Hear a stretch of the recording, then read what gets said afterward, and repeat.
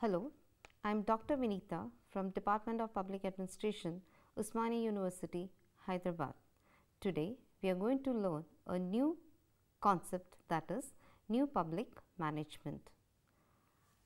Now, coming to the objectives, the aim of this unit is to introduce you to the basic features of new public management.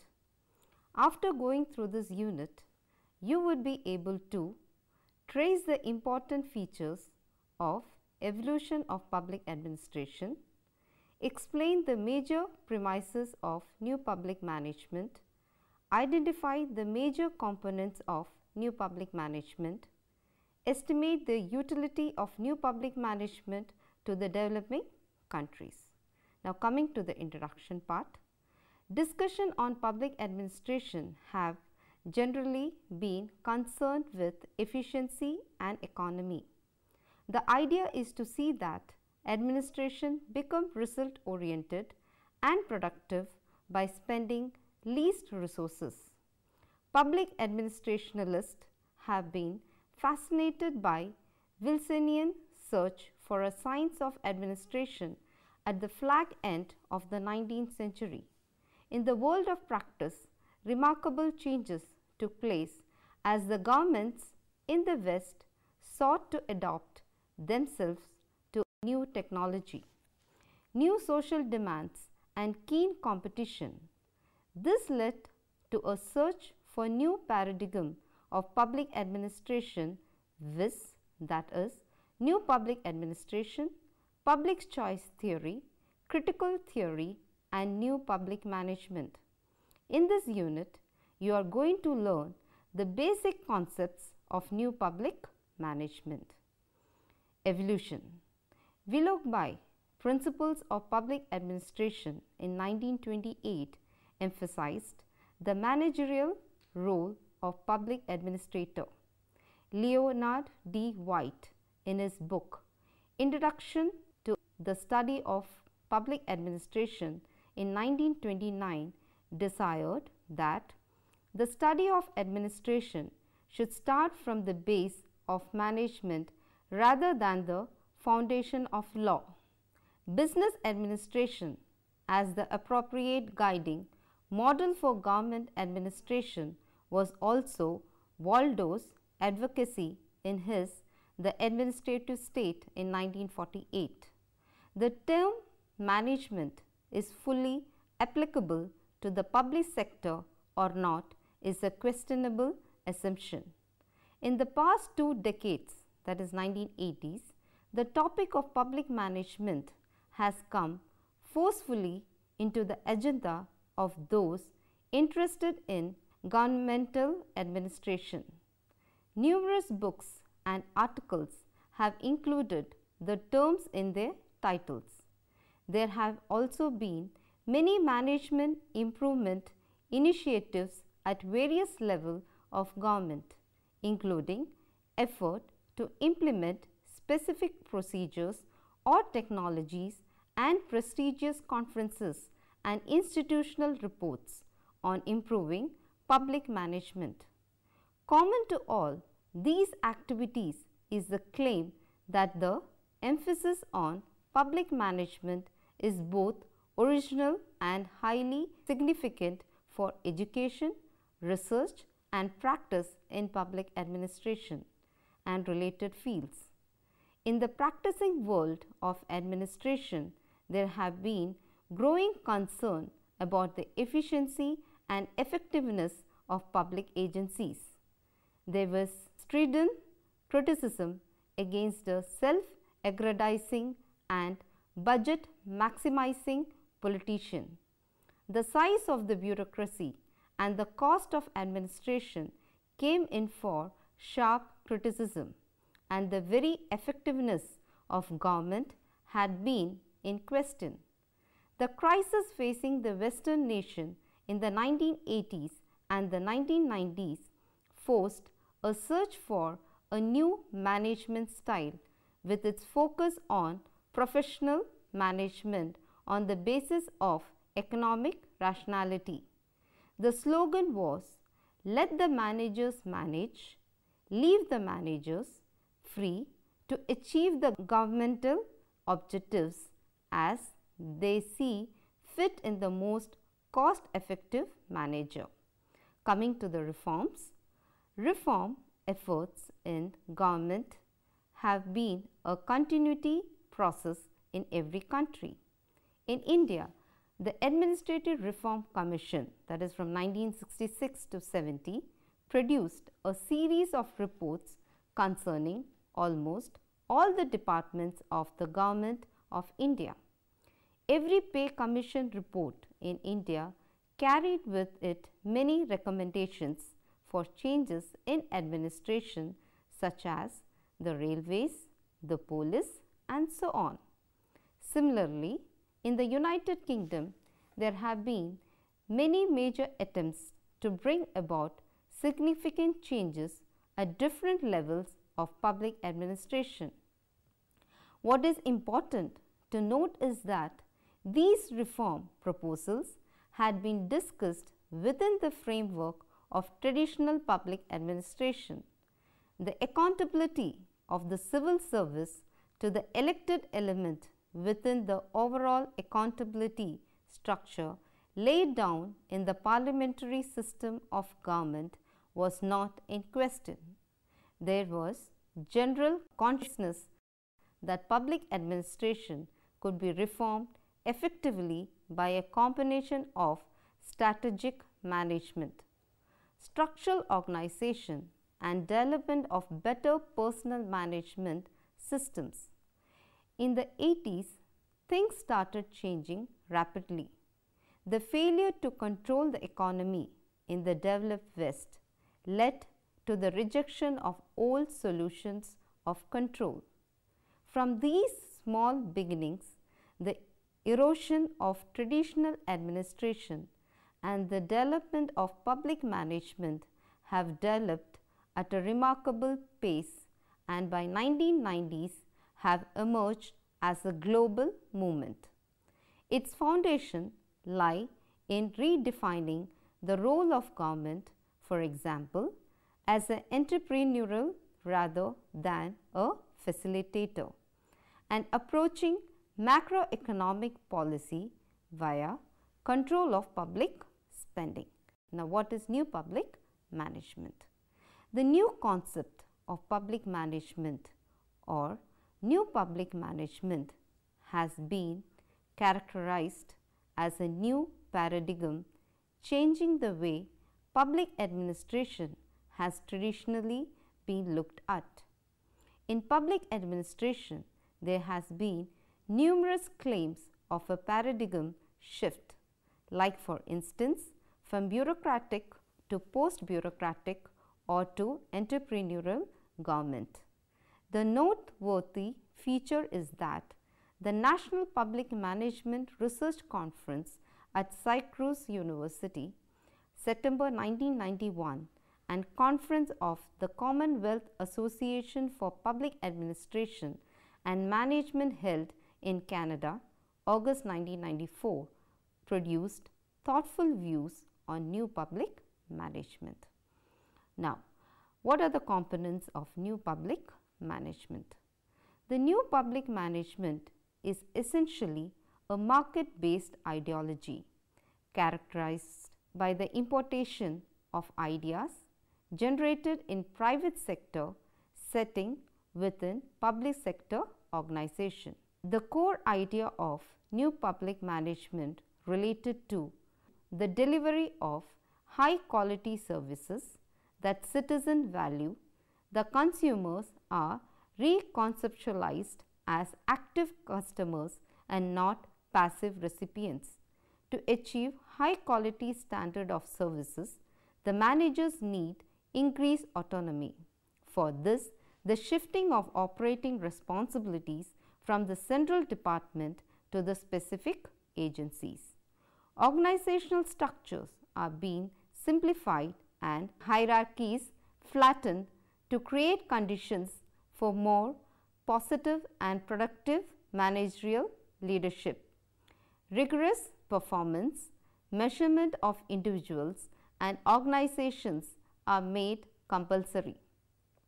Rewards, including pay structures, are based on fulfillment of performance targets.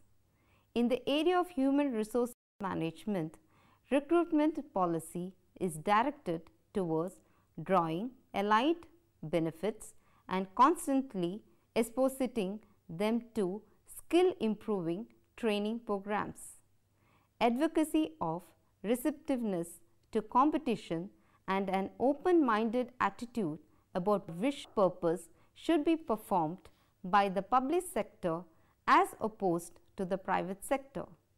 According to most interpreters, new public management has common roots and combines two theories or visions of what administration is or should be: public choice theory and neo-Taylorism.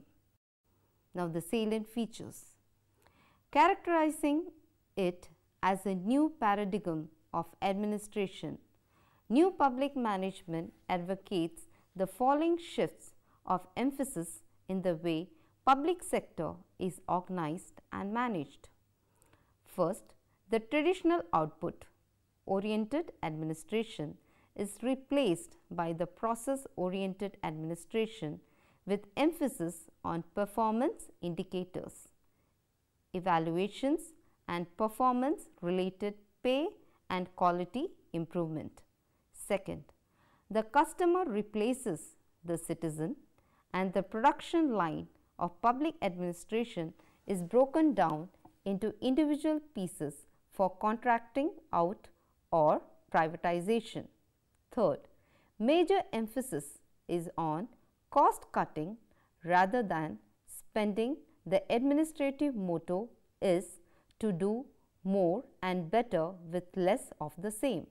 Fourth, structurally clusters rather than the pyramids as the preferred model for the design of the administrative system, autonomous agencies being linked to the parent department on the basis of contract.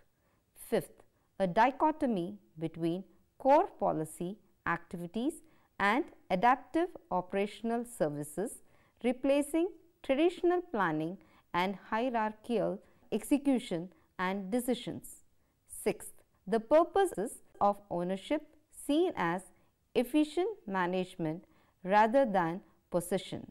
Seventh, on the financial side, budgeting in terms of simple input output qualities replaced by accrual accounting, and all public services are considered for privatization if their commercial viability may be sustained at less cost in the private sector. Eighth, all in all, the basic recommendation for the shift of general emphasis from policy to management with full cost consciousness before making any decisions. Now, new public management as neo-Taylorism. The theoretical root of new public management is hidden in a kind of neo-Taylorism. The difference between the two theoretical bases of new public management, that is public choice and neo-Taylorism, is the public choice focuses on the relationship between internal and external organization, whereas neo-Taylorism is concerned with the internal organization of the bureaucracy. The cause of bad management, according to neo-Taylorism, lies within the administration itself. things go wrong in public administration because the cost of producing the public services is not known. There is lack of personal responsibility among administrators, and the individual administrators play safe rather than slow initiative. Public organizations are geared to self-maintenance and routine. Service to the community through initiative, imagination and adaptation is never the motto. The politicians join the administrators in maintaining status quo rather than bringing change. The recipients of neo-Taylorism for transforming the classical model of public administration are many, but the basic advocacy is for introducing the managerial methods and techniques of the private sector into the public sector. More particularly, the following suggestions have been made by the neo-Taylorist. First, application of performance evaluation techniques to measure actual achievements against preset targets. Second, assigning personal responsibility for each step in the performance of the production process. Third, for rewarding achievements and punishing underperformance or error introduction of individual rather than collective incentives. And fourth, following the private sector model of production, imposing increased control by means of economic and financial information with the intention of providing a costing of almost everything produced in the public sector. Now, entrepreneurial government. The book Reinventing Government by Osborne and Gabler has come out within yet another prescription of what they call entrepreneurial government. An elaborate case has been made out to transform the bureaucratic government into an entrepreneurial one. Their prescription is not abolishing government, but reinventing it. Government in the version should be adaptable, responsive, efficient and effective. Only then such a government will be capable of producing quality goods and services and be responsive to customers. It will be led by persuasion and incentives, empower clients and above all the entrepreneurial. Osborne and Gabler suggested the following 10-point program for attaining entrepreneurial government. E.g. promotes competition between diverse providers of goods and services. Second, it empowers citizens by pushing control out of bureaucracy. Third, the measure of performance of the agencies focuses particularly on outcome, not inputs. Fourth, it is driven by the missions, not by the rules and regulations. Fifth, it redefines the clients as customers and offers them choices. Sixth, it prevents problems rather than cure them after they blow out. Seventh, it puts the energy into earning money, not simply spending it. Eighth, it decentralizes authority, embracing participatory management. Ninth, it prefers market mechanism to bureaucratic mechanism. 10th, it focuses not simply on providing public services, but on catalyzing all sectors, that is public, private and voluntary, into action to solve community problems. These are fairly clear-cut, straightforward identification marks of a type of government which the new inventors call entrepreneurial, as the authors argue convincingly. Used almost as a checklist, the 10 principles offer a powerful conceptual tool. One can run any public organization or system or any of the society's problems through the list, and the process will suggest a radically different approach from that which government would traditionally take. This is a checklist ultimate value, the power to unleash new ways of thinking and acting. Although the characteristics features are being bandied about as empirically derived, these are more accurately preferred qualities than actual attributes. In a way, these prescriptions are rather simplistic and mechanical and are reminiscent of old-time postcard type reductionism of vastly complex governmental operations. Reinventing government immediately caught the attention of anti-bureaucracy campaigners, and the publication was accorded a warm welcome.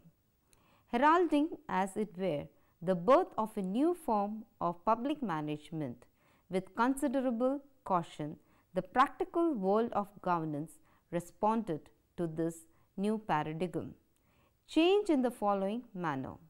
First, improving public management through performance, measurement and evaluation. Second, reducing budgets. Third, cutting the size of government.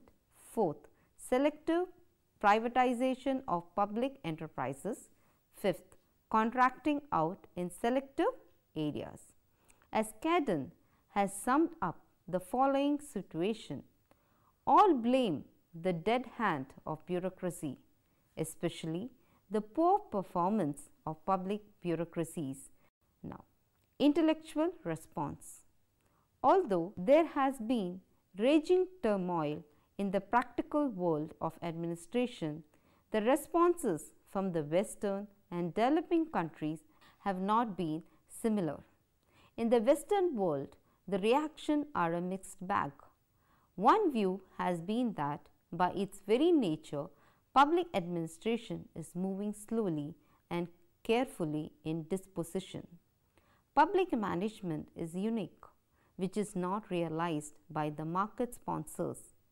Its distinctive purpose is to support and develop collective life by choosing goods and services essential to the community as a whole, establishing collective efficiency and constituting the social and political rules and purposes which make society possible. Public domain has the dual task of making collective choice and encouraging the politics of participation. Management in the public domain has to support both citizenship and government. What is needed is public service orientation, closeness to customers, decentralization and networking of public agencies. The recent development in public management that has been ruefully remarked have been sponsored by business schools and self-appointed think tank who have poor understanding of the role of government in society. This sounds like reopening the old debate between government administration and business administration. The battle line is drawn between the uniqueness school and the generic school. Whatever be the outcome of the debate, there are clear evidence of greater exchanges between public and private administration and of a ready acceptance of change in public administration structure, function and style of operation. At least in the developed countries, the size of government is shrinking by selective pruning of functions and through a process of contracting out. The public servant is appearing more in management role, shedding the former procedure oriented legalistic maintenance role that seems out of date now. Yet the public aspect is one that is considered and not negotiable. The sphere of public governance has some unique distinguishing features like constitutional framework, fundamental rights of citizen, judicial review, legislative surveillance, and accountability to different organs of government and the citizens. It has therefore been rightly pointed out that one particular problem is that the field of public administration appears to be a weak institutional bias for generic public management approach to governance. Implications for developing countries. This paradigm shift in public administration analysis in the developed West has its ripple effect on the Third World as well. In the post-colonial Third World, radical socio-economic transformation within as short a time span as possible has been the basic agenda item of governments in a situation of relative absence of a socially responsible private sector. Also, there has been a general skepticism about the role and efficacy of an essential control-oriented, people-avoiding and rule-bound colonial bureaucracy. Realizing creative human energy through speedy and wide-ranging transformation of an inherited, inegalitarian and iniquitous socio-economic setup has been duly acknowledged as a political question and not really an administrative one. Development administration, all said and done, had been first world's handiwork, posing as a dynamic change agent. What it ultimately did was to perpetuate the stranglehold of the influential and the powerful. The current theory of state minimalism is just another name for recolonization. As the Third World states are being compelled to follow the dictates of the international funding agencies and problematic in the proper perspective.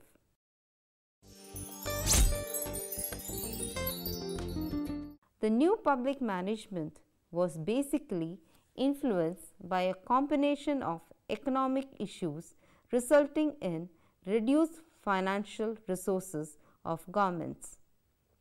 Managerial rethink is a necessity to optimize scarce resources, use and find alternative ways of delivering public services by developing a new synergy between the public and private sectors. The broad objectives of these reforms have been shift emphasis from developing plans to developing to key strategic areas, to shift emphasis from inward looking system to development partnerships, the emphasis on outcome and outputs rather than inputs, and to shift emphasis towards managing diversity within unified public service.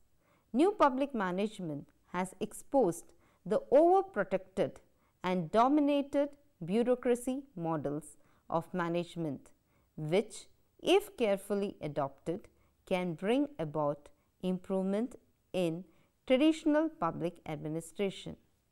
The criticism on the new public management paradigm is that the first world managers who are interested in market mechanism to export their goods to the third world developed this model. First one, what is new public management and what are its components? Second, explain the salient features of new public management. Third, discuss Osborne and Gabler view on entrepreneurial government.